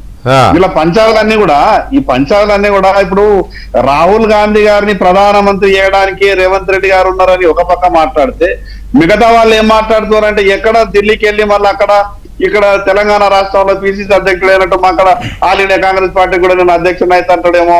ఇక వాళ్ళు వీళ్ళు మరి నేను అందరినీ ఆర్గనైజ్ చేసుకుంటా, నేనే ప్రధానమంత్రి క్యాండిడేట్ అయితే మాట్లాడతారు. కొందరు సీనియర్లు కూడా కావాలని ఇక రకరకాలుగా మరి కొన్ని విషయాలు ఇంకా మాట్లాడితే బాగుంటుందేమో. కానీ ఏదేమైనా ఈ రోజు ఉన్నటువంటి పరిస్థితులలో కాంగ్రెస్ పార్టీ దేశంలో అధికారంలోకి వస్తామనే కళ ఏదైతే కంటున్నదో ఆ రకమైనటువంటి పరిస్థితులు ఎక్కడ కూడా ఈ దేశంలో కూడా లేదు. ఈ రాష్ట్రంలో ఎన్నికలు ఎక్కడ జరిగినా కూడా రిజల్ట్స్ ఏమొస్తున్నాయి? ఇప్పుడు నిన్నలేక మొన్న పశ్చిమ బెంగాల్ రాష్ట్రాన్ని దేశ ప్రజలంతా కూడా గొప్పగా ఈరోజు మాట్లాడుతూ ఉన్నారు. పశ్చిమ బెంగాల్ అనేటువంటి రాష్ట్రాన్ని భారతీయ జనతా పార్టీ సాధించిన తర్వాత ఈ దేశంలో ఏ రాష్ట్రం కూడా బీజేపీ అధికారంలోకి రాదు అని అనడానికి వీల్లేదు అని ఈరోజు స్పష్టంగా మేధావులు కానీ మిగతా దేశ ప్రజలు అంతా కూడా మాట్లాడుతూ ఉన్నారు. సరే, కాంగ్రెస్ పార్టీ ఈ రాష్ట్రంలో ఉన్నటువంటి పరిస్థితులను చూస్తే సరే ఎవరు ఈ రాష్ట్ర ఆర్థిక పరిస్థితి దిగజార్చుతూ ఏమైందనేది చర్చకెళ్తే పక్క నిలబడుతుంది. కానీ ఈ రోజు ఉన్నటువంటి ఈ పరిస్థితులలో కాంగ్రెస్ పార్టీ సగానికి సగం పూర్తిగా పడిపోయింది. ఈ రాష్ట్రంలో ఇచ్చినటువంటి హామీలను ఎక్కడ కూడా నెరవేర్చేటటువంటి పరిస్థితులు లేదు. ఆ గ్యారంటీలు కావచ్చు, హామీలు కావచ్చు, ఈ రాష్ట్రం పూర్తిగా అతలాకుతలమైంది. ఏ తెలంగాణ రాష్ట్రం అయితే మా తెలంగాణ రాష్ట్రం సాధించుకుంటే మాకు భవిష్యత్తు ఉంటది అని ఉద్యమంలో ముందు వరుసలో ఉండి పోరాటం చేసినటువంటి వాళ్ళని ఒక్కసారి ఈరోజు కదిలిస్తే ఈ రాష్ట్రంలో ప్రభుత్వ ఉద్యోగులు వాళ్ళు చేసుకున్నటువంటి జీతానికి వాళ్ళ డబ్బులు వాళ్ళకి ఇవ్వలేనటువంటి పరిస్థితులు, ఒక గందరగోళమైనటువంటి పరిస్థితి. కాబట్టి కాంగ్రెస్ పార్టీ ఆశలు పెట్టుకోవడం అనేది రామ్మోహన్ గారు బాధపడద్దు. ఆ పార్టీ నేతగా తెలంగాణ ప్రజల బతుకులు అంధకారంలోకి పోవద్దు అనుకుంటే బీజేపీ రావద్దు అనే నానుడు తెలంగాణ ప్రజలలో చాలా స్పష్టంగా ఉంది. రామ్మోహన్ తెలంగాణ అనేది భారతీయ జనతా పార్టీ మీరు హామీలు అన్నారు కాబట్టి అంటున్నా 2014, 2019, 2024 హామీలు మాట్లాడుకుందాం. స్మార్ట్ సిటీలకి మొదలు పెట్టుకుంటే సంవత్సరానికి 2 కోట్ల ఉద్యోగాల దాకా. మీకు ఒక మాట చెప్తా, ఉన్నది ఉన్నట్టు చెప్పుతున్న కారణంగానే బీజేపీ ముచ్చటగా మూడవసారి దేశ ప్రధానమంత్రి నరేంద్ర మోడీ గారు కాగలిగారు. ప్రపంచ దేశాలన్నీ కూడా ఈ రోజు అతలాకుతలమే. ఏ దేశంలోనైతే పెట్రోల్ బావులున్నాయో ఆ రోజు మన కరెన్సీని లెక్కేస్తే 200 రూపాయలకు పెట్రోల్ ఉన్నటువంటి పరిస్థితి ఉన్నది. ఈ రోజు పక్క దేశాలలో మనకు ఆనుకొని ఉన్నటువంటి దేశాలలో మా దేశానికి రావదొస్తే మాత్రం మేము పెట్రోల్ ఇచ్చే పరిస్థితులు లేవని ఈ రోజు పెట్రోల్ బావులు ఉన్నటువంటి దేశాలు మాట్లాడేటటువంటి పరిస్థితి.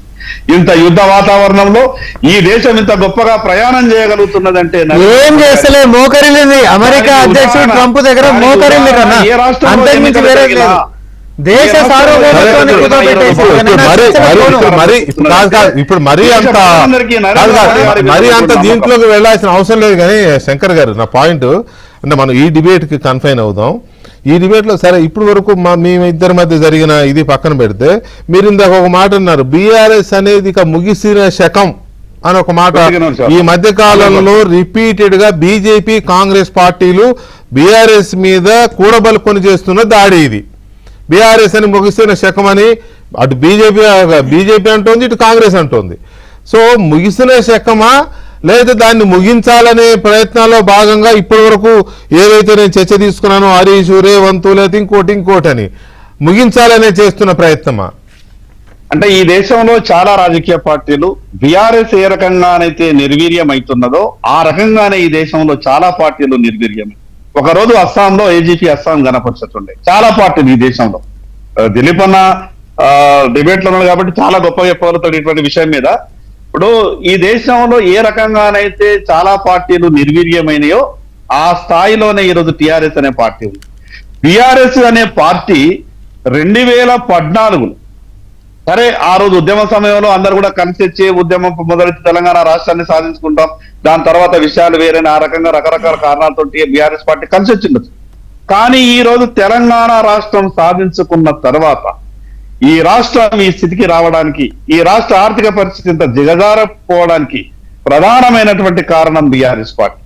తర్వాత కాంగ్రెస్ పార్టీ ఆ బీఆర్ఎస్ పార్టీ పంతాల్లో ప్రయాణం చేసి కాంగ్రెస్ పార్టీ కూడా ఈరోజు కారణం అవుతున్నారు.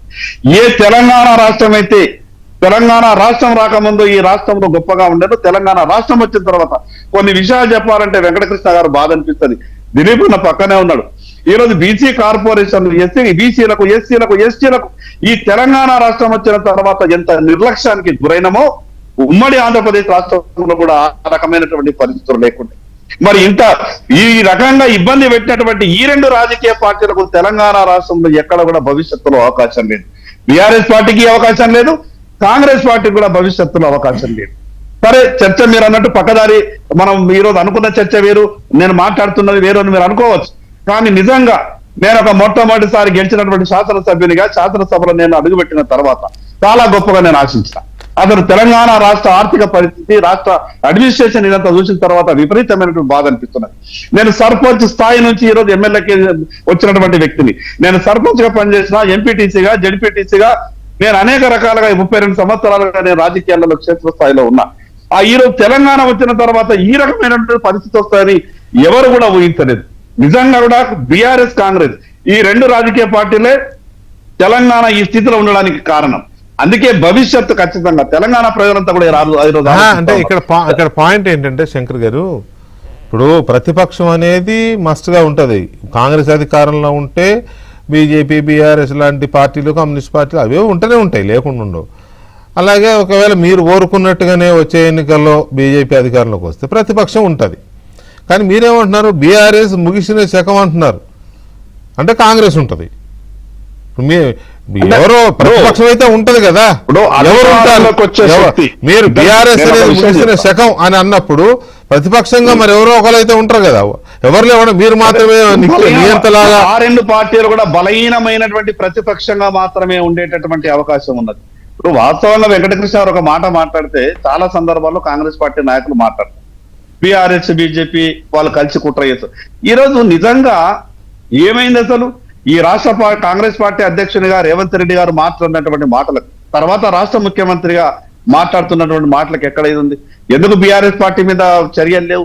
ఏమైనా ఫోన్ ట్యాపింగ్ కేసులు, ఎక్కడికి వెళ్ళినాయి స్కామ్లు? ఈ రోజు నేను చెప్తా ఉన్నా, ఇక్కడ ఉన్నటువంటి పిల్ల కాంగ్రెస్ బీఆర్ఎస్ కు మేనేజ్ కాకపోతే తల్లి కాంగ్రెస్ ని పట్టుకున్న అనుమానం వస్తా ఉన్నది. తల్లి కాంగ్రెస్ నుంచి కూడా పిల్ల కాంగ్రెస్ కు డైరెక్షన్లు వస్తున్నట్టు అనుమానం ఉన్నాయి కొన్ని విషయాలలో. కాబట్టి బీఆర్ఎస్, కాంగ్రెస్ పార్టీ కలిసి ప్రయాణం చేసిన ఈ భవిష్యత్తులో కలిస్తే కలవచ్చు కూడా.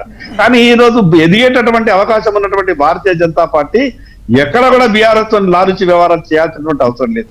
అనేక సందర్భాల్లో ఈ రోజు కూడా రాష్ట్ర ముఖ్యమంత్రి గారు మాట్లాడి బీఆర్ఎస్ పార్టీ, బీజేపీ పార్టీ ఏదో కలిసి వీళ్ళు వ్యవహారాలు చేస్తున్నారు కాబట్టి మాకు ఇది లేదు, ఆడలేక మధ్యల మీద నెపం పెట్టినట్టు మాట్లాడేటువంటి ప్రయత్నం జరుగుతా ఉంది. కానీ స్పష్టంగా ఈరోజు సంకేతాలు ఉన్న ఈ తెలంగాణ రాష్ట్రంలో 2028 లేదా 2029 ఎన్నికలు ఎప్పుడు వచ్చినా ఈ రాష్ట్రంలో భారతీయ జనతా పార్టీ అధికారంలోకి మాత్రం రావడం ఖాయం. రైట్, ఓకే, అది ఓకే. ఒక్క నిమిషం దిలీప్ గారు, ఈ బీఆర్ఎస్ ముగిసిన శకం అనే ఇది దాన్ని ఏమంటారు, మైండ్ గేము, లేకపోతే ఆ పార్టీ మీద చేస్తున్న మానసికమైన దాడి అనుకోవాలనా, లేక నిజంగానే సిచ్యువేషన్ అదేనా? మైండ్ గేమ్ అని నేను కూడా అంట. ఎందుకంటే మీకు జ్ఞాపకం ఉంటే రాజశేఖర రెడ్డి గారు బతుకున్నప్పుడు అంత పీకి తెలంగాణ ఉద్యమం 10 సీట్లు గెలిచాడు. అదే కదా ఈటల రాజేంద్ర అన్నాడు రాజశేఖర రెడ్డి, ఎక్కడైనా తలకాయ పెట్టుకుంటే పట్టుకొని 10 సీట్లు లేదు, ఎక్కడ తెలంగాణ అన్నాడు. అవును, అట్లాంటి సందర్భంలో ముందు మీకు జ్ఞాపకం ఉంటే టీఆర్ఎస్ కాంగ్రెస్ తో అలయన్స్ పెట్టుకుంది, ఆ తర్వాత వచ్చి టీడీపీతో అలయన్స్ పెట్టుకుని మహాకూటమి ఏర్పరుచుకుంది. ఆ తర్వాత మళ్ళీ నెక్స్ట్ టైం వచ్చే వరకల్లా లూధియానాకు పోయి ఇక్కడ అసలు కౌంటింగ్ కూడా కాలేదు, అద్వానీతో కలిసి చేతులు లేబట్టాడు కేసీఆర్. ఆయన ఏ ఆపర్చునిటీ ఎప్పుడు వచ్చినా ఏ పార్టీకి పోతారో తెలియని పరిస్థితి నుంచి వచ్చి ఆఖరికి 10 సీట్లతో కుదేలైన సందర్భం లోపల మీకు తెలంగాణ ఏర్పడిన తర్వాత కాంగ్రెస్ అండ్ బీజేపీ కూడా కలిసి ఇచ్చినాయి.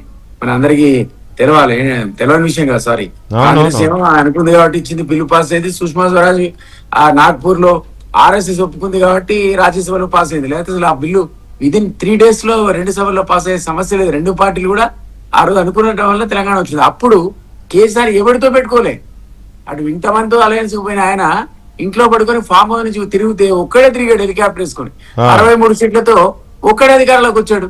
సో ఆ పార్టీని మీరు రైట్ ఆఫ్ చేయలేరు, లేదు అనలేరు, కాదనలేరు అండ్ అవునలేరు. అది పరిస్థితి. అప్పుడున్న పరిస్థితిని బట్టి, కాంటెంపరీ పొలిటికల్ సిచ్యువేషన్ బట్టి నెక్స్ట్ ఇక 1 year ఎలక్షన్స్ వస్తాయన్నాక మనకు లేదా రాజకీయ పార్టీలకు క్లారిటీ వస్తుంది ఎవరితో పోవాలి. అప్పటి లోపల మరి ఎన్ని పరిణామాలు చూడాల్సి వస్తుందో వేచి చూడాల్సి. రైట్. ఇప్పుడు శంకర్ అన్న మాట్లాడుకుంటూ ఒక మాట అన్నాడు, ఈ బీజేపీకి తిరగనేటటువంటిదే లేదని. కానీ మేము కూడా చెప్తున్నాం, రానున్నటువంటి ఎన్నికల్లో బీజేపీ అనేటటువంటి దేశంలోనే ఉండదు.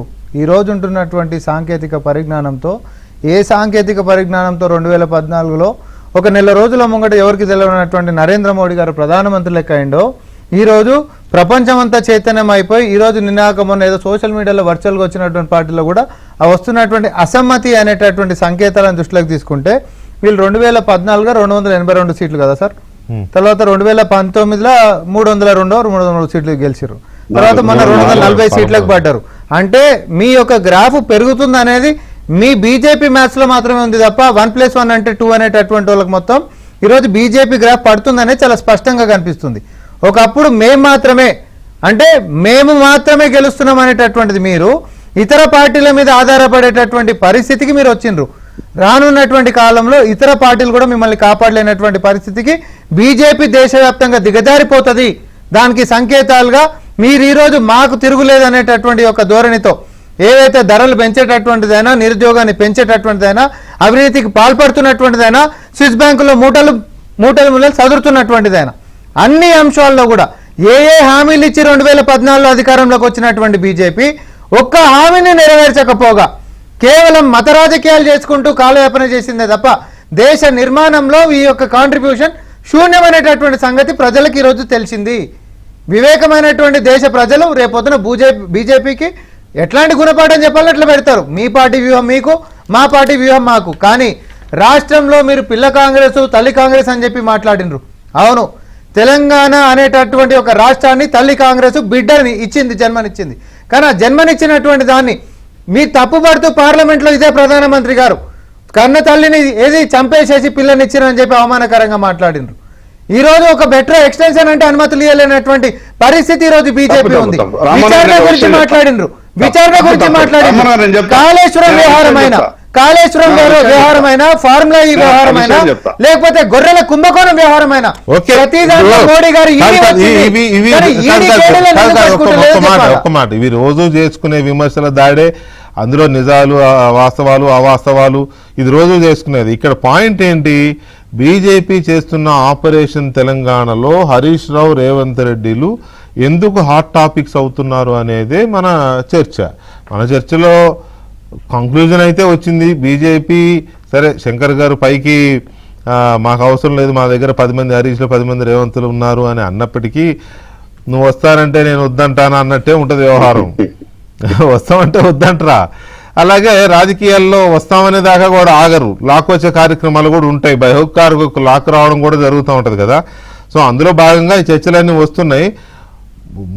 మామూలుగా కనబడుతున్నది అంటే బీజేపీ ప్రయత్నాలు జరుగుతున్నాయి అనేది తేలింది, ఇదమిద్దంగా తేలింది. ఇక హరీష్ రావు గారి ఈ సంగతి ఏంటి, ఆయన ఏమంటారు, లేదా రేవంత్ రెడ్డి గారు ఏమంటారు అనేది వాళ్ళు వ్యక్తిగతంగా వాళ్ళు స్పందిస్తే తప్ప మరి తెలియదు ఇక ముందు. Right, anyway thank you very much Dilip గారు అండ్ పాయల్ శంకర్ గారు అండ్ రామ్మోహన్ రెడ్డి గారు, thank you very much and చర్చలో పాల్గొన్నందుకు. ఇది వాటి డిబేట్. మళ్ళీ రేపు కలుద్దాం. శుభరాత్రి.